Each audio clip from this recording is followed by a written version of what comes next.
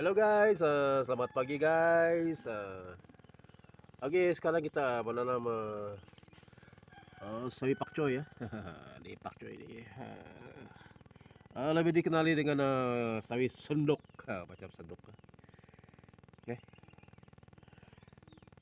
kita tanam di menggunakan penutupan batas plastik mulsa nih ya, untuk menghalang rumput dari tumbuh.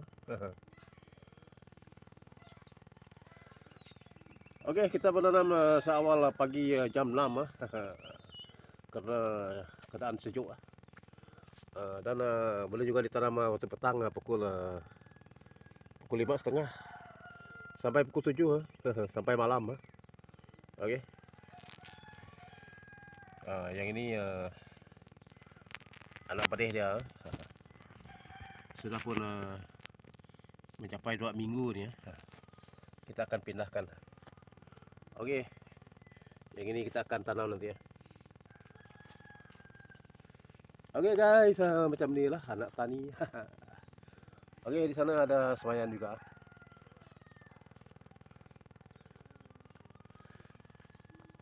Oke, dan ini batas akan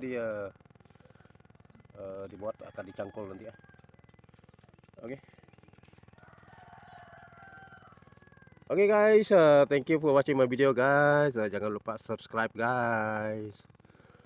Oke. Thank you so much guys.